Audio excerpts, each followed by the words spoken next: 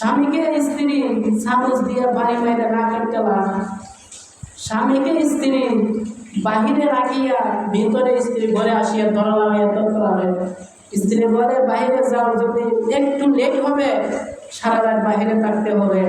স্বামী যখন সারাদিন পরিশ্রম করলো, সন্ধ্যার সময় বাহিরে গেল বন্ধু বান্ধবের সাথে কিছু আড্ডা দেওয়ার জন্য বা বিভিন্ন কাজে চলে গেল, ওই স্ত্রী বলতেছে যদি লেট হয় তোমার জন্য ঘরে জায়গা হবে না। কি শুনতে পারছো আমার কথা? এইভাবে মধুর কথা বলে।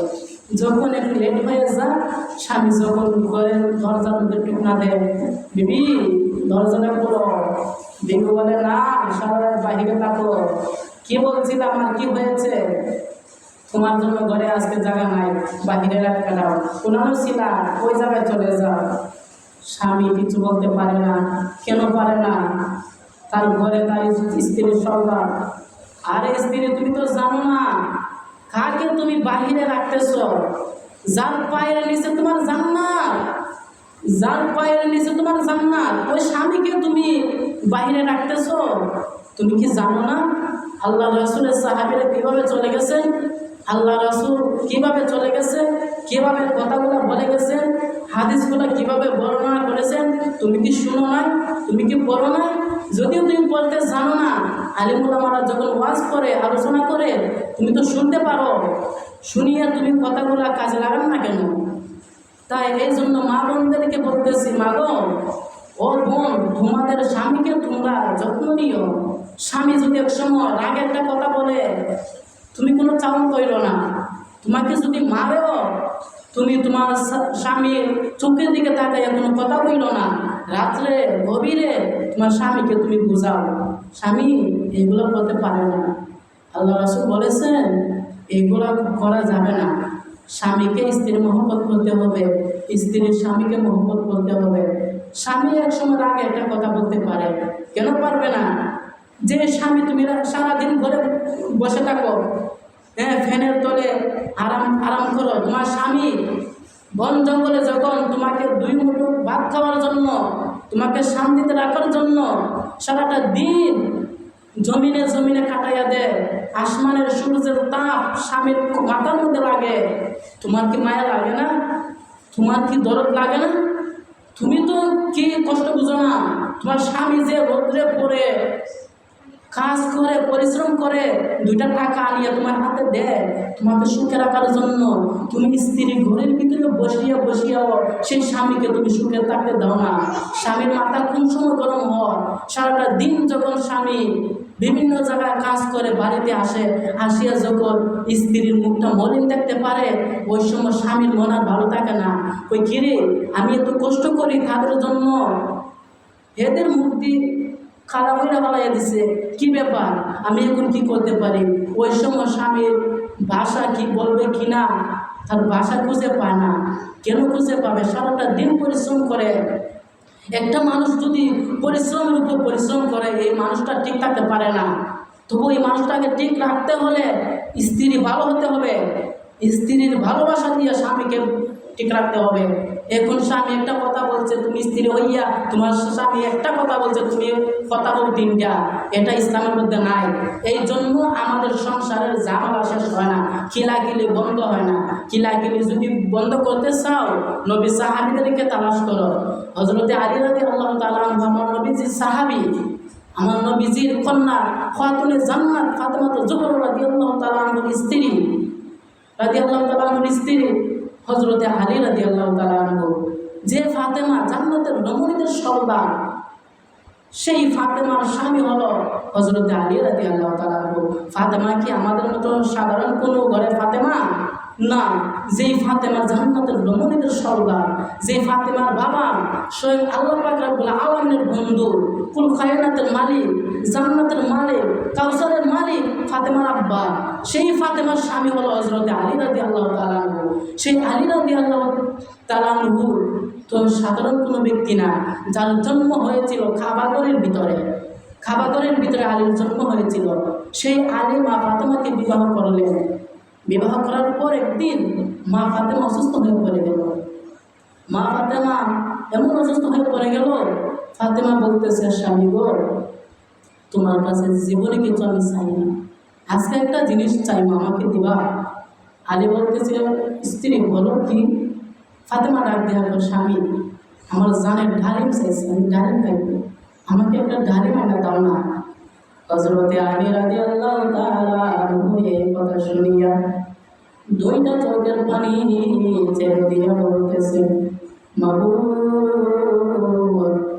আমার জন্ম হয়েছে কারাগারের ভিতরে, আমি এত সম্মানী, আমাকে এত সম্মান দিয়েছে, আমি জান্নাতের মালিক, তোমার বন্ধু নবীজি আল্লাহর স্বামী, ওই ফাতেমার স্বামী আমি আলী, আমি আলীর কাছে আমার স্ত্রী একটা ডালিম চাইছে, মাওলা আমার কাছে কোনো করি নাই, যে খড়ি দিয়ে আমার স্ত্রীকে আমি একটা ডালিম কিনে এনে দিতে পারবো, ও মাবুদ আমাকে তুমি কোন পরীক্ষায় ভালো না।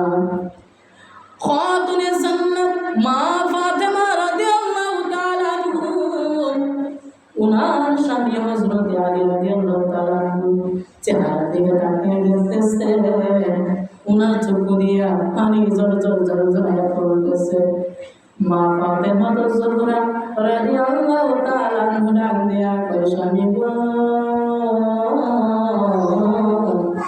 ও স্বামী, আমার কথায় তুমি কষ্ট পাইছো, আমাকে মাফ করে দিও, আমি জানতাম না আমি এই কথা বললে তুমি কষ্ট পাইবা, যদি জানতাম গো স্বামী, আমি জীবনে এই কথা বলতাম না, ও স্বামী গো, আমাকে তুমি মাফ করে দাও।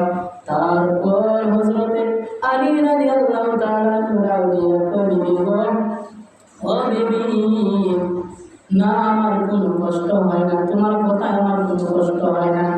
খাতুনে জান্নাত মা ফাতেমা যুহরা রাদিয়াল্লাহু তাআলা আনহা ডাক দিয়া কয়, স্বামী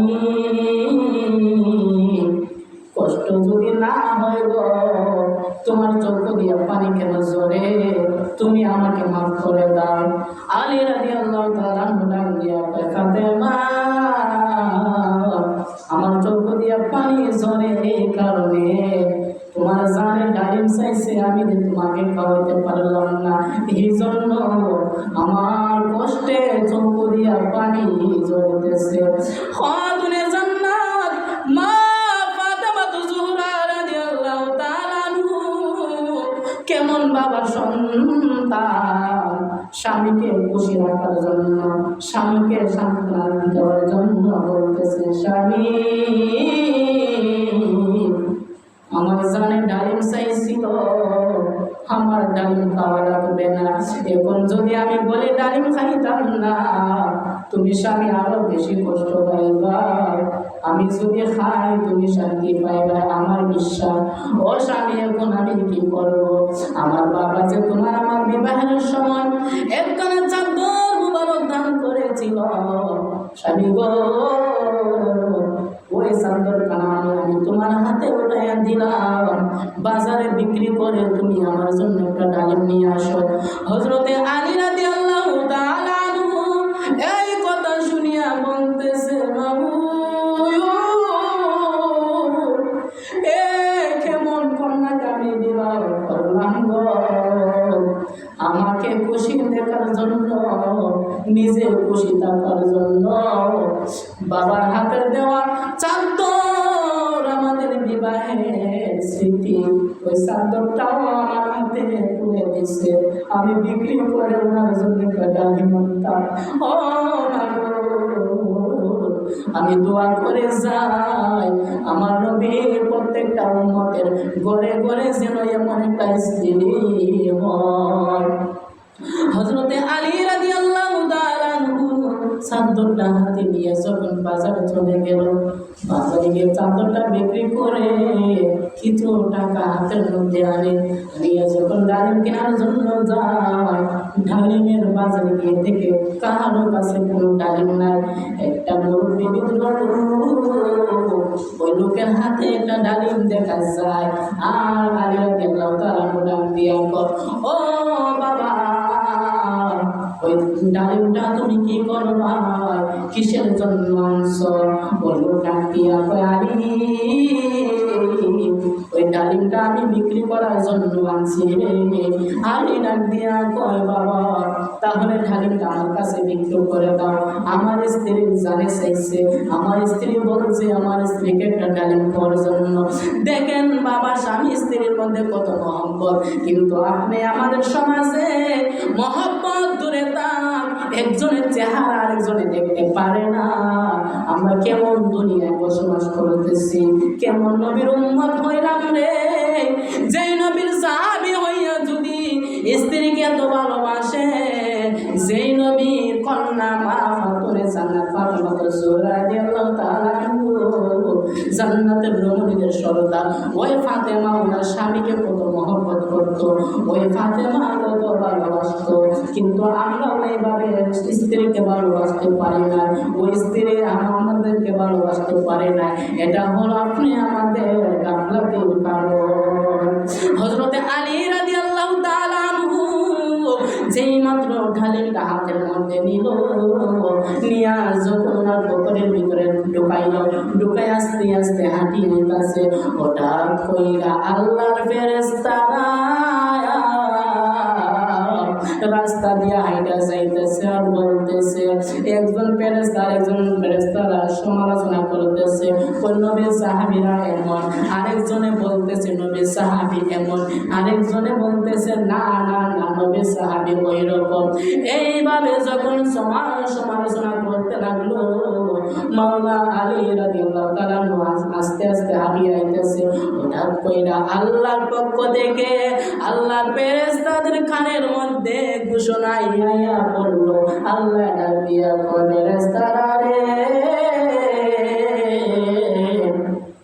আমার বন্ধু নবী সাহাবী কেমন তোমরা সমালোচনা কইরো না, যদি দেখতে চাও কেমন জানতে চাও, তাহলে সামনে আমার নবী সাহাবী হযরতে আলী রাদিয়াল্লাহু তাআলা আইতেছে, ওনার হাতে একটা ডালিম আছে, ওনার কাছে তুমি ডালিমটা চাইবা। উনি ডালিমটা আনছে ওনার স্ত্রীকে ভালোবাসিয়া, স্ত্রীকে খাওয়ানোর জন্য। ডালিমটা তুমি চাইয়া দেখো ডালিমটা তোমাকে দেয় কি না দেয়। হযরতে আলী রাদিয়াল্লাহু তাআলা আনহু যখন ওই ফেরেশতার সামনে মুখোমুখি হয়ে গেল, ওই সময় আল্লাহর একজন ফেরেশতা মুরব্বী বিদ্রোহ মানুষ সাজিয়া আলীর কাছে বলতে লাগলো, আলী রে, আজকে যাবত কয়েকদিন হয়ে গেল আমি অসুস্থ মানুষ, আমি কিছু খাইতে পারি না, আল্লাহর রাস্তায় আমাকে যদি একটা ডালিম দিতাই রে, আমি অনেক খুশি হইতাম, আমি অনেক শান্তি পাইতাম। আলী রাদিয়াল্লাহু তাআলা আনহু ডাক দিয়া কই, বাবা ও বাবা রে, আল্লাহর রাস্তায় বলেছ, আল্লাহর রাস্তায় আল্লাহর জন্য আমার জীবনটা আমি দিতে পারি রে, তুমি আল্লাহর রাস্তায় একটা ডালিম চাইছো, আমি ডালিম আনছিলাম আমার স্ত্রীর জন্য, নেও আমি তোমাকে অর্ধেকটা ডালিম দিয়ে দিলাম। এখন আমাদের সমাজে যদি আমাদের স্ত্রীর জন্য আমরা বাজার থেকে কোনো কিছু মহব্বত করি আনতাম, রাস্তার মধ্যে যদি একজন লোক ডাক দিয়া বলতো, বাবা আমি কিছু খাই নাই, আমাকে যদি ওই জিনিসটা তুমি দিতাই, আপনি আমি মনে মনে দুইটা খালি দিয়ে বললাম নে খানার করে খানায় কি আর জিনিস পাইছি না, আমার স্ত্রীর জন্য নিতেছি, ওই জিনিসটা বুঝে তার লোক গেছে, দূর হ, তোকে আমি কেন দিব, আমার স্ত্রী বাড়িতে অপেক্ষা করতেছে, আমার স্ত্রীর জন্য আমি আনছি। কিন্তু আলী মাওলা আলী মাওলার প্রেমে আল্লাহর প্রেমে কত মজবুত। আলী ডাক দিয়া কয়, মাবুদ কোন পরীক্ষায় পালাইছো, বাড়িতে আমার স্ত্রী ডালিমের জন্য অপেক্ষা করতেছে, আমার রাস্তার মধ্যে একজন মুরব্বী ডালিম চাইছে, আমি ওদেরকে ডালিম দান করে দিলাম। এবার আলী রাদিয়াল্লাহু তাআলা বলতেছে, চাচা আমি বাড়িতে চলে যাই। বাড়িতে যখন চলে যাবে, পিছন দিক দিয়া ওই মুরব্বী আলীর পাঞ্জাবের মধ্যে টান দিয়া ধরলেন, ও আলী, দাঁড়াও দাঁড়াও, তুমি অর্ধেকটা ডালিম আমাকে দান করেছো আল্লাহর রাস্তে, আমি তোমার সামনে ওই ডালিমটা খাইতে চাই। অর্ধেকটা ডালিম যখন হযরতে আলীর সামনে খাইতে লাগলো, খাইতে খাইতে যখন অর্ধেকটা ডালিম শেষ কইরা ফালাইয়া দিল, ওই সময় মুরব্বী চাচা ডাক দিয়া কই, আলী, ও আলী রে, অর্ধেকটা ডালিম খাই আমার অর্ধেকটা কলিজা ঠান্ডা হয়েছে, বাকি অর্ধেকটা ডালিম যদি দিতা আল্লাহর রাস্তে, তাহলে বাকি অর্ধেকটা কলিজা আমার ঠান্ডা হইয়া যাইত। মাওলা আলী মাবুদের প্রেমে কত মজবুত, ওই আলী বাকি অর্ধেকটা ডালিম ওই মুরব্বী ব্যক্তিকে দান করে দিল। ওই ব্যক্তি অর্ধেকটা ডালিম খাইল। আসলে তারা মানুষ না, আল্লাহর ফেরেশতারা মানুষ রূপে আলীকে পরীক্ষা নিতেছে। অর্ধেকটা ডালিম যখন খাইল, মাওলা আলীর হাত খালি। বিবি বলছে, স্বামী না, আমার বাবার হাতের দেওয়া একটা চাদর, ওই চাদর বিক্রি করে আমার জন্য একটা ডালিম আনবা। এখন আপনি আমাদের সমাজে যদি আপনি আমাদের স্ত্রী গলার হার খুলিয়া বলে, স্বামী গো, আমার বাবার হাতে দেওয়া হাতটা আমি তোমাকে দিলাম, ওই হাতটা বিক্রি কইরা আমার জন্য 1 কেজি গোস্ত আনবা, আমার জন্য আইফেল আনবা, কমলা আনবা, বেদনা আনবা। ও স্বামী, নাও আমার হাতটা তোমাকে আমি দিলাম, ওই হাতটা বিক্রি করে আমার জন্য এইগুলা জিনিস আনবা। ওই স্বামী হার পায়া যখন হার বিক্রি করে স্ত্রীর জন্য এইগুলা জিনিস কিনতে যায়, ওই সময় যদি চিন্তাকারী দইরা টাকাগুলা নিয়ে যায়, রাত্রের বেলা স্বামী যখন খালি হাতে বাড়িতে ফিরে, ওই সময় স্ত্রী ওই স্বামীকে ঘরে ঢুকতে দিবে কি দিবে না? এমন স্ত্রী আমাদের সমাজে টাকা চিন্তায় হয়ে গেছে। এইটা স্ত্রী লুকাইবে না, স্ত্রী বলবে, আমার বাবার হাতের দেওয়া স্মৃতি আমি তোমাকে দিছি, ওইটা বিক্রি করে আমার জন্য জিনিস আনতা, কেন আনছো না তার জবাব দিয়া তুমি ঘরের ভিতরে প্রবেশ করবা, তা না হলে তুমি সারা রাত বাহিরে থাকবা। এখন আমাদের সমাজ কেমন হয়ে গেল? মাওলা আলী চিন্তা করে গেল, ও মাবুদ, আমি এখন আমার স্ত্রীর কাছে কি করে আমি মুখ দেখাইব, কি করে আমি সামনে দাঁড়াইব? আমার স্ত্রী ডালিম চাইছে, কিন্তু আমি ডালিম আনলাম, আল্লাহর পরীক্ষা করে ডালিমটা আমি আবার দান করে দিলাম, আমার স্ত্রীকে আমি কি বলবো? মাওলা আলী খাতুনে জান্নাত মা ফাতেমা জোহরা রাদিয়াল্লাহু তাআলা আনহার ঘরের দরজার সামনে যখন গেল, ওই সময় দরজার মধ্যে টুকনা দেয় না, মা ফাতেমাকে ডাক দেয় না। ফাতেমা চুপি চুপি তাকাইয়া দেখতেছে, আমার স্বামী দিয়ে ঘরে প্রবেশ করে না। ঘটনা কি? ঘটনা কি? নিশ্চয় কোনো ঘটনা হয়েছে। আমি অনুমতি না দেওয়ার আগ পর্যন্ত আমার স্বামী আমার ঘরে প্রবেশ করবে না। খাতুনে জান্নাত কেমন স্ত্রী, কেমন মেয়ে, আমার নবীজির কন্যা, জান্নাতের রমণীদের সর্দার ওই ফাতেমা ডাক দিয়া ওই স্বামী গো, ও স্বামী চিন্তা কইরো না, যা ঘটনা হয়েছে আমার হয়েছে, কোনো চিন্তার বিষয় নাই, আমার বেমার ভালো হয়ে গেছে, আমি অসুস্থ ছিলাম, আমি সুস্থ হয়ে গেছি। স্বামী আমার ঘরে আসো, তুমি সারাদিন পরিশ্রম করছো গো স্বামী, আসো না আমার কাছে একটু আসো, আমার কাছে আসে একটু আরাম করো। কেমন স্ত্রী, কেমন স্বামী। ওই আলী রাদিয়াল্লাহু তাআলা ঘরের ভিতরে আসলো, আসিয়া যখন দেখতেছে ওনার স্ত্রী মুস্কি মুস্কি হাসে, আমি বলতেছে, ও ফাতেমা তুমি হাসো কেন? আমি জানি তোমার হাসার কারণটা আমি জানি গো ফাতেমা, আমি সবই বুঝি, আমি এখন কি করবো তুমি বলো। এই কথা বলি মা ফাতেমা রাদিয়াল্লাহু তাআলা আনহা ডাক দিয়া কই, স্বামী গো, ও স্বামী, তুমি কিছু করা লাগবে না, যা করার মাওলাই করে দিছে, আর কিছু করতে হবে না। এইভাবে স্বামী স্ত্রী গল্প করতে করতে রাত্র হয়ে গেল। রাত্র গড়িয়ে যখন স্বামী স্ত্রী এখন ঘুমায় না, না ঘুমায় গল্প করতেছে, হঠাৎ কইরা আমার নবীর আরেকজন সাহাবী দরজার মধ্যে একটা টুকনা দিয়ে বলতেছে, আলী, ও আলী রে, দরজাটা খোলো, আল্লাহ জান্নাত থেকে তোমার জন্য ডালিম পাঠাইছে। মওলা আলী ডাক দিয়া গো নবী সাহাবী, আল্লাহ আমার জন্য ডালিম কেন পাঠাইছে, কোন কারণে পাঠাইছে?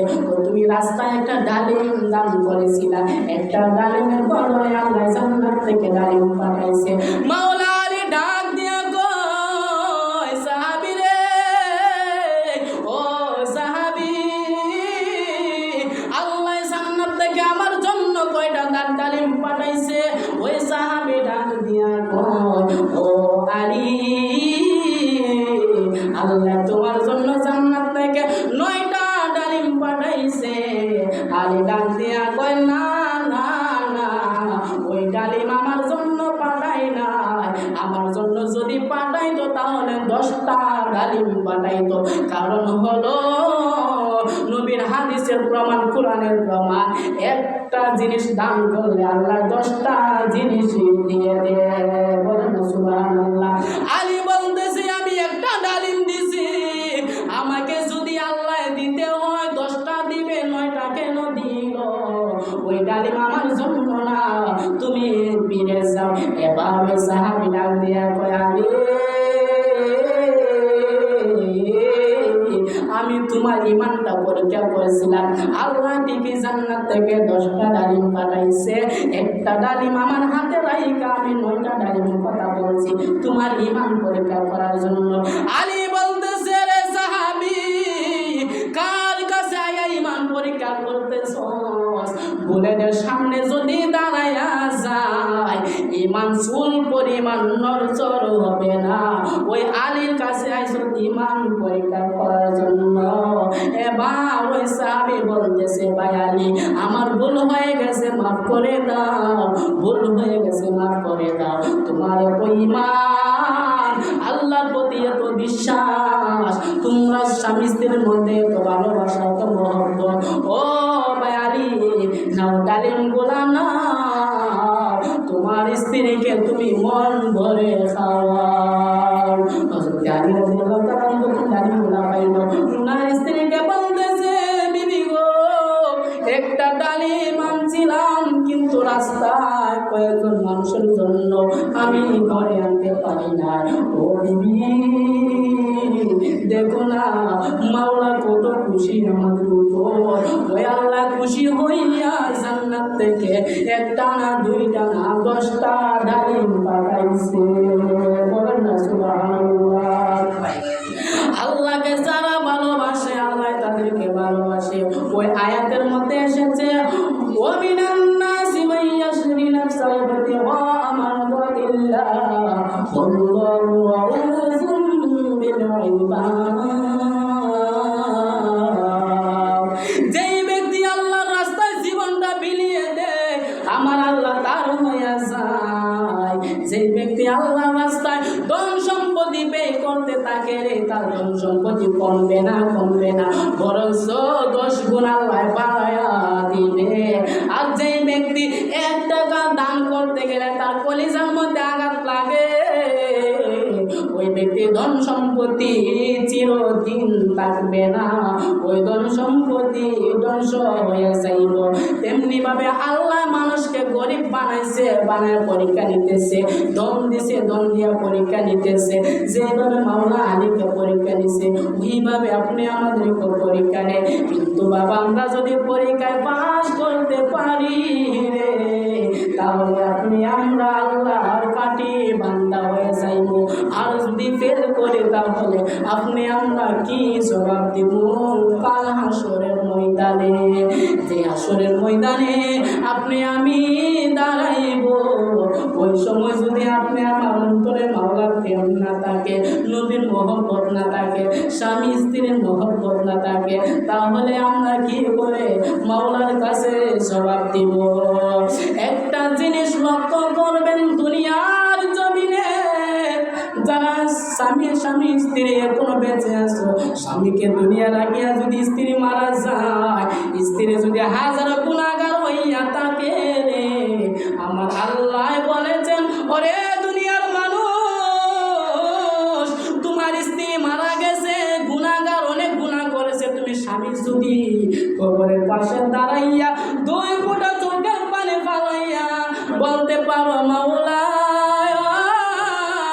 ও মাবুদ, আমার স্ত্রী দুনিয়ায় আমাকে কত সুখ দিছে, আমাকে কত শান্তি দিছে গো, আমার স্ত্রীকে তুমিও কবরে ওইভাবে সুখে শান্তি রাখো। সঙ্গে সঙ্গে আমার মাওলা দোয়াটা কবুল করে নে।